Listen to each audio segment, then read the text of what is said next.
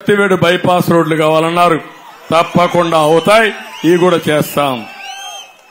సత్యవేడులోని పురాతన మతంగేశ్వర స్వామి దేవాలయం అభివృద్ధి చేయాలన్నారు. ఇది కూడా చేస్తానని చెప్పి నేను మీకు తెలియజేస్తున్నా.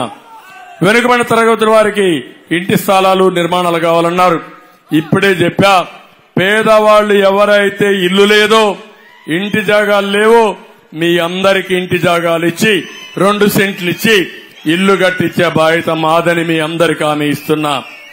ఇది కాకుండా తెలుగు గంగ నీరుని సత్యవేడు వరదేపాడు మండలానికి మళ్లించి కుడి ఎడమ సప్లై ఛానల్ నిర్మించాలన్నారు.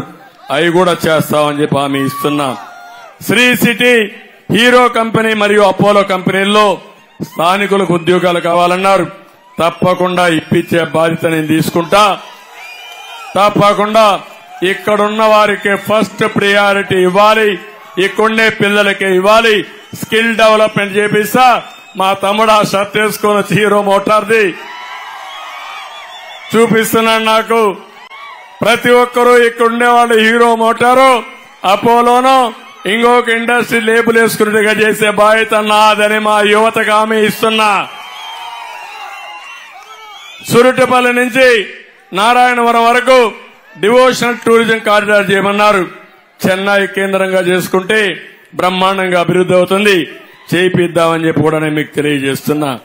కడూరు నుంచి సత్యవేడు వరకు రెసిడెన్షియల్ కారిడార్ నిర్మాణం చేయమన్నారు. అది కూడా డీటెయిల్ తీసుకొని చేస్తాను. నాగలాపురం నుంచి చిన్న పాండూరు వరకు ఎస్సీజెడ్ కారిడార్ నిర్మాణం చేయాలన్నారు. అది ఎస్సీజెడ్ కంటే కూడా దాన్ని వదిలేస్తే బెటరు. మళ్ళా ఆలోచిస్తాం. నేను ఒకటి హామీ ఇస్తున్నా, సత్యవేడు ఎప్పుడూ తెలుగుదేశం పార్టీకి కంచు కోట. నాకు ఒక నమ్మకం, నేను ఎవరిని పెట్టినా గెలిపించిన నియోజకవర్గం ప్రజానీకం మీరు. ఎప్పుడు గెలిపించిన ప్రజానీకం మీరు. ఇప్పుడు మీకు హామీ ఇస్తున్నా, జిల్లాలోనే సత్యవేడిని నెంబర్ 1 నియోజకవర్గంగా నేను తయారు చేస్తాను. అలాంటి వనరులన్నీ ఉన్నాయి. పక్కనే నేషనల్ హైవే ఉంది. వరదేపాలెం కూడా రోడ్డు బ్రహ్మాండమైన రోడ్డు వచ్చేస్తుంది. ఇది వచ్చిన తర్వాత ఇప్పటికే 190-200 ఇండస్ట్రీస్ ఉన్నాయి. 200 ఇండస్ట్రీస్ 400 చేయడం పెద్ద కష్టం కాదు తమ్ముళ్ళు. రెండోది, తెలుగు గంగ నీళ్లు పోతున్నాయి.